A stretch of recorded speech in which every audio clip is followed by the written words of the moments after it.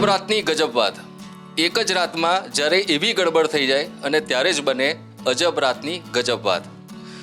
દોસ્તો, આ એક ફિલ્મનું નામ છે અને ફિલ્મનું સ્ટારકાસ્ટ અત્યારે સંદેશ ડિજિટલના જે સોશિયલ મીડિયાના માધ્યમથી અત્યારે આપણે જે ઇન્ટરેક્શન કરવા માટે જઈ રહ્યા છે એ પ્લેટફોર્મ પર આપણી સાથે ઉપસ્થિત છે. નમસ્કાર, હું છું પિનાક શુક્લ અને સંદેશ ડિજિટલના માધ્યમ પર હું અત્યારે આપને ઇન્ટરેક્ટ કરવા માટે જઈ રહ્યો છું. એક એવી ફિલ્મ કે જે આવતીકાલે કદાચ રિલીઝ થવા માટે જઈ રહી છે 15 તારીખે, અને એ તમામ સ્ટારકાસ્ટ એક એ પ્રકારનો એને માત્ર ટ્રેલરથી જ એવો માહોલ ઊભો કરી દીધો છે અને એવું કહીએ ને કે આ તો ખાલી ટ્રેલર છે, ફિલ્મ બાકી છે, ને એ ફિલ્મ ખરેખર એવી જબરજસ્ત રીતે પિચ કરવા માટે જઈ રહી છે. તમામ જે કસબીઓ છે, કલાકારો છે, આપણી સાથે છે. શરૂઆત આપણે ભવ્યથી કરીએ. ભવ્ય, સંદેશના ડિજિટલ પ્લેટફોર્મ પર આપનું સ્વાગત છે. Thank you. અને આપણે જે ફિલ્મની વાત કરીએ, એક તો નામ જ જબરજસ્ત છે અને એમાં પણ તારું જે રીતનું એવું કહી શકાય કે એક જે એન્ટર જે તે કર્યું છે એ ફિલ્મના માધ્યમથી, તે જ્યારે ફિલ્મ લીધી ત્યારે તે શું વિચાર્યું હતું અને જ્યારે તે એકચ્યુઅલી એમાં રોલ પ્લે કર્યો, અંદરથી ઘણી બધી વસ્તુઓ તને જાણવા મળી હશે, પછીનો તારો દોર કેવો રહ્યો? બહુ જ સરસ રહ્યો. જ્યારે ફિલ્મ કરી હતી, જ્યારે ફિલ્મ વાંચી હતી, ત્યારે એમ થયું કે બહુ જ બ્રિલિયન્ટ સ્ટોરી છે, પ્રેમભાઈ લખેલી છે અને like it is a brilliant story. તો આપણે કર્યા કંકુન આવી રીતે ચાલુ કરી દીધું. પણ જ્યારે સેટ પર આવ્યા ત્યારે એક બહુ મસ્ત વસ્તુ શીખવા મળી એ છે કે આપણે એક ફ્રેન્ડ્સ સાથે મળીને જ્યારે ફિલ્મ કરીએ ત્યારે કેવી ફિલિંગ આવે, એ ફિલિંગ આ ફિલ્મમાં મને મળી. કે આ બધા જેટલા પણ અમારા કો એક્ટર્સ જેટલા પણ હતા, એ પહેલાં 1-2 દિવસ કદાચ આપણે ઓલું એક ફ્રિક્શન જેવું હતું કે આપણે પહેલી વાર મળીએ છીએ કે ઓળખતા નથી, બટ આફ્ટર 2-3 ડેઝ એ એકદમ ખુલી ગયા અને અમે બધા એકદમ ગટ ફ્રેન્ડ્સ જેવા થઈ ગયા અને પછી સાથે કામ કરવાની અલગ જ મજા આવી. રાઈટ. આરોહિત, ખાસ કરીને તમારા અભિનય વિશેની વાત કરીએ તો તમે ઘણા બધા એવા પ્રકારના બિલકુલ ડિફરન્ટ અલગ અલગ પ્રકારના રોલમાં તમે શૂટ થયા છે, તમે સેટ કર્યું છે અને તમે પીચ પણ કર્યું છે. આ એક ફિલ્મ એવી છે કે એ ફિલ્મની અંદર જે રીતે એક કથા છે, એ કથા અત્યારે જે લોકો ટ્રેલર જોયું હશે એમાં જ એમને ખબર પડી ગઈ છે કે આ બિલકુલ હિલોળે ચડાવશે એમ. અને ક્યારેક તમારો જે રોલ છે એ પ્રકારનો હોય છે કે અમુક સિરિયસ તમારું ડિલિવરિંગ હોય છે, એક બહુ પ્રોપર વેથી લવ કોને કહેવાય એની સમજ તમે ક્યારેક આપતા હોય છે અને ક્યારેક આવી રીતે ભાગતા હોવ છો. હા, એટલે જે કેરેક્ટર છે આ જે કેરેક્ટર છે પ્રણાલીનું કેરેક્ટર એવું જ છે કે જે આખું આમ કેઓસ આ લોકોની લાઈફમાં લઈ આવે છે અને બધા જ પ્લાન એમના જે છે વેરવિખેર કરી દે છે. પણ જેમ એક ફિલ્મ હોય એમાં દરેક કેરેક્ટરનો એક ગ્રાફ હોય, તો આમાં પણ એવો ગ્રાફ છે કે જેમાં બધા કેરેક્ટર્સના બધા અલગ અલગ ઇમોશન્સ જોવા મળશે.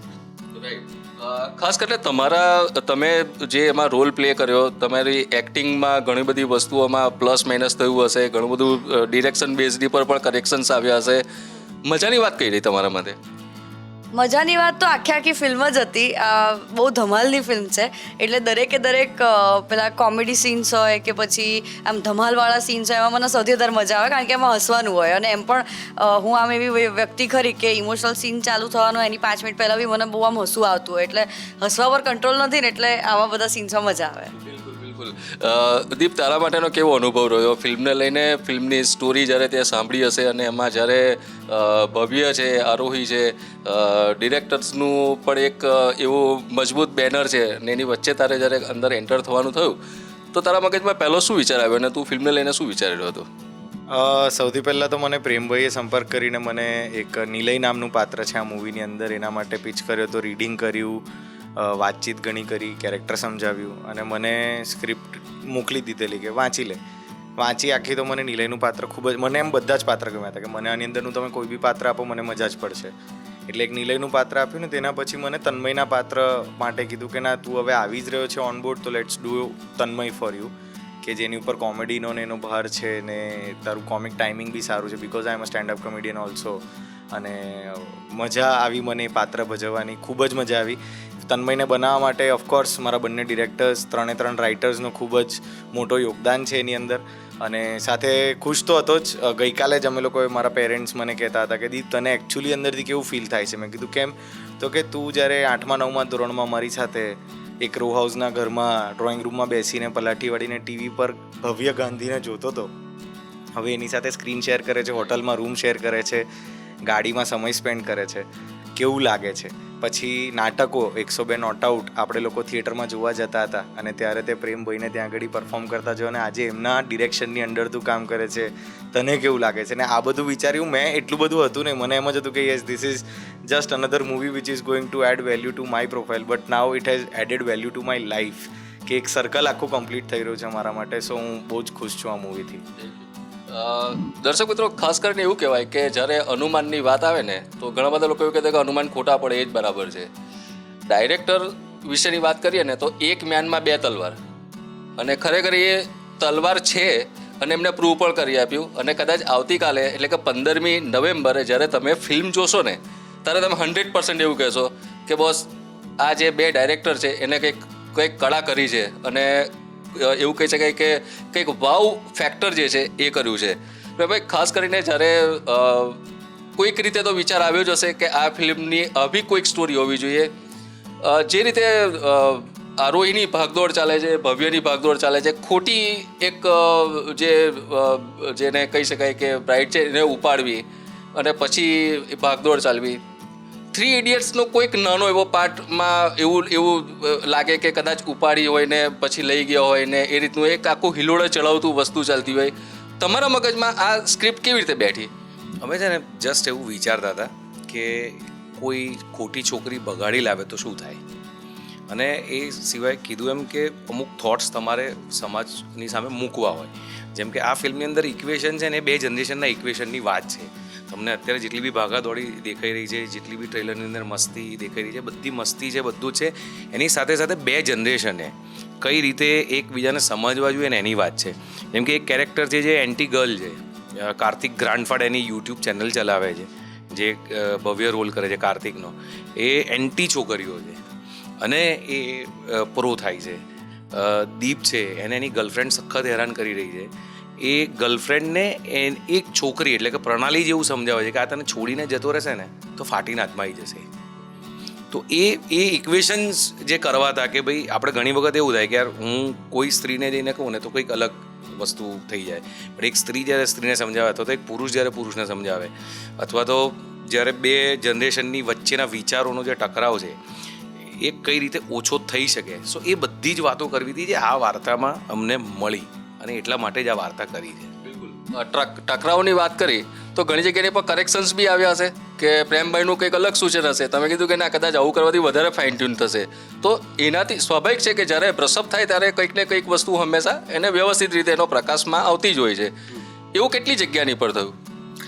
આ ફિલ્મમાં અમે એવું હતું કે પહેલાં 2-3 મહિના અમે પ્રિપરેશન કરી હતી, એટલે 2-3 મહિના થયું એવું, એટલે એવું જ થતું હતું.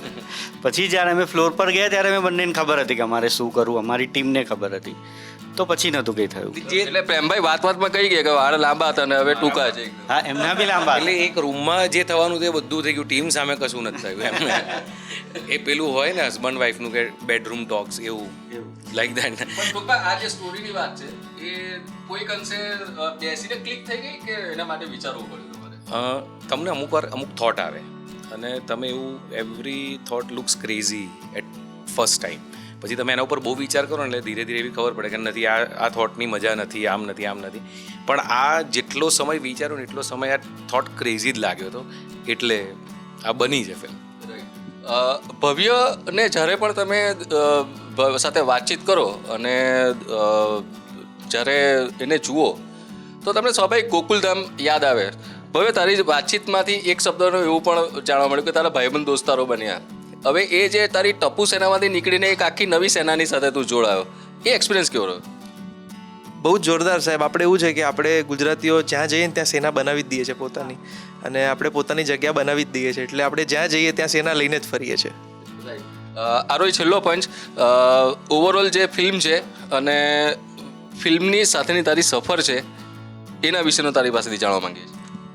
ઓવરઓલ ફિલ્મ તો જેમ કીધું એમ કે ખોટી છોકરી ભગાડીને લાયા છે.